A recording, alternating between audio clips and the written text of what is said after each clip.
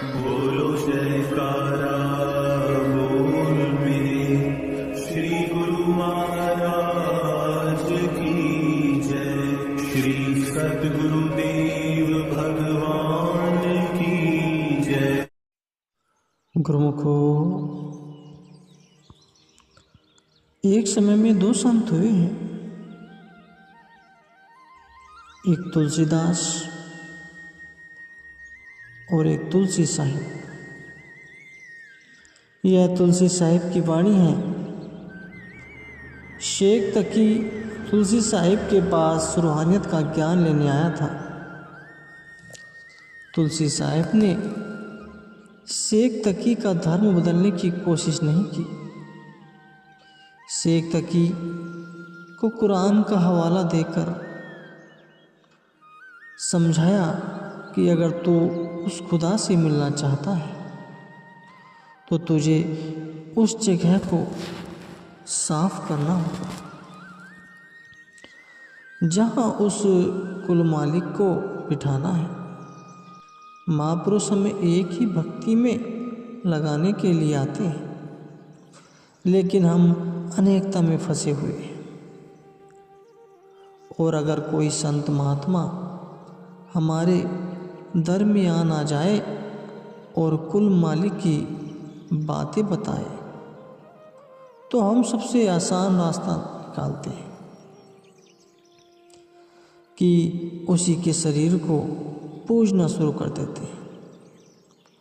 भाई, हमें किसी शरीर की बंदगी नहीं करनी, किसी शरीर की भक्ति नहीं करनी, क्योंकि शरीर की हद शमशान घाट तक है। वह शमशान घाट के आगे नहीं जा सकता। भाई, हमें उस कुल मालिक की भक्ति करनी है, उस एक की ही भक्ति करनी है। हमें किसी अनेकता में नहीं फंसना। आप जी ने फरमाया कि जब से इंसान इस सृष्टि में आया है, हमने सभी चीज़ों को बांटना शुरू कर दिया, और यहाँ तक कि जो चीज़ बांटी भी नहीं जा सकती, हमने तो उस मालिक को भी बांट लिया।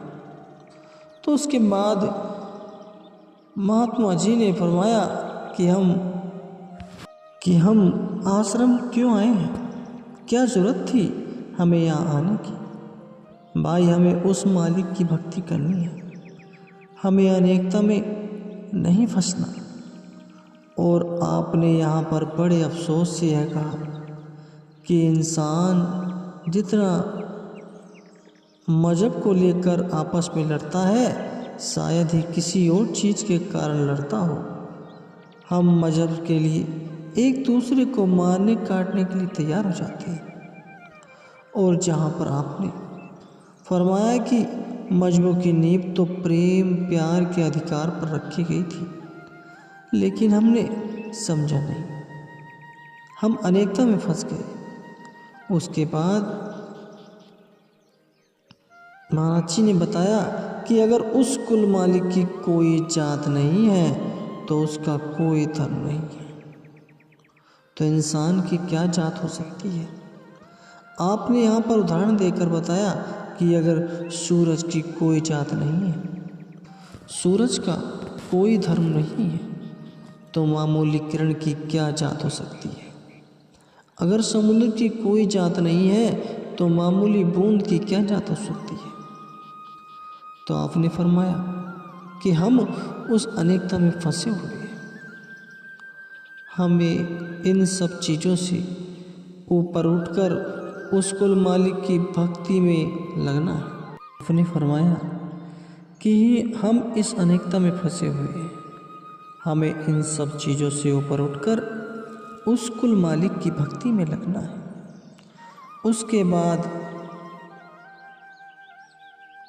बाबा जी ने बताया कि हम यहाँ पर सुबह सुबह उठकर सत्संग सुनने के लिए आए हैं, लेकिन हमने अगर कुछ सीखा ही नहीं, अमल नहीं किया, तो क्या फ़ायदा हुआ।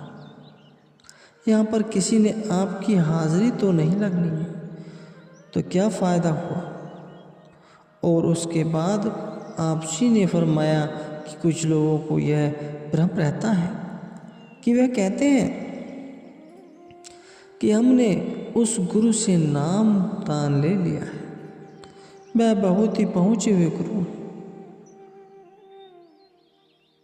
तो महात्मा जी ने कहा कि भाई वो पहुँचे होंगे, लेकिन उससे तुम्हें क्या मिलेगा? तो आपने फरमाया, हमें जो भी मिलेगा अपनी करने का मिलेगा। कोई हमारे कर्म ले नहीं सकता और कोई अपने कर्म हमें दे नहीं सकता। सबको अपने कर्मों का हिसाब किताब देना पड़ेगा। और उसके बाद आपने फरमाया कि अगर आप सोचते हैं कि मेरी भक्ति करने से आपका पार उतारा जा सकता है, तो भाई हमें जो मिलेगा हमारी करने का मिलेगा। लेकिन हम जो भी कह देते हैं कि हमारे पास वक्त नहीं है, हम पर बहुत जिम्मेदारियां हैं, तो भाई फिर वक्त किसके पास, किसके लिए है? जिसने आपको यह सब कुछ दिया है, यह धन दौलत, यह बाल बच्चे, यह सब उसी के दिए हुए। और अब आप कहते हो कि अगर हमारे पास उनके लिए वक्त नहीं है, तो आप जी ने कहा, यहाँ पर बड़े अफसोस के साथ कहा कि इस सृष्टि में सबसे नाशुक्र जीव इंसान है। और फिर आप जी ने कहा कि भाई उसके दरबार में हमारी धन दौलत, हमारे बाल बच्चे, यह सब नहीं देखा जाएगा। उसके घर तो केवल नाम की पहचान है और किसी चीज़ की नहीं। तो हमें इन सब चीज़ों से ऊपर उठकर उसकी भक्ति करनी है। और आपने कहा कि हमें कदर नहीं है, हमें कदर करनी आनी चाहिए जो कुछ भी उसने हमें दिया है। उसके बाद आप जी ने फरमाया कि इंसान में और मेरी में बुरी तरह फंसा हुआ है। मालिक तो शुरू से ही हमें देता आया है, लेकिन हमें कदर नहीं है। भाई हमें कदर करनी चाहिए। और फिर बाबा जी ने बताया कि भाई जितनी मर्जी सेवा कर लो, जितनी मर्जी सत्संग सुन लो, कुछ नहीं होने वाला। जो कुछ भी आपको मिलेगा आपकी भजन बंदगी के ज़रिए मिलेगा। जो भी आपको मिलेगा आपकी करने का मिलेगा। और यहाँ पर आपने उदाहरण दी कि जैसे एक छोटा बच्चा है, वह अपने मास्टर की बहुत इज्जत करता है, रोज़ सुबह जाकर उसके पैर छूता है, लेकिन वह पढ़ाई नहीं करता, तो क्या फ़ायदा? हमारी हालत भी ऐसी ही। इसलिए हमें करने में लगना है और हमें जो भी मिलेगा अपने अंदर से ही मिलेगा। भाई सच्चा शिष्य वही है जो अपने गुरु के हुक्म को माने और अपने गुरु के हुक्म को मानकर रूहानियत के पथ पर आगे बढ़े और अपने गुरु का नाम रोशन करे। वही बच्चा संत सिपाही है।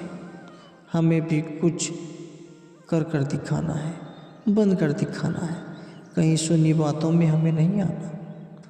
अंत में आप जी ने कहा कि हमें उस मालिक की भक्ति में लगना है, बाकी सब उसके ऊपर छोड़ देना है। हमें अपने बर्तन को साफ करना है और बाकी जिम्मेवारियाँ उस मालिक की है।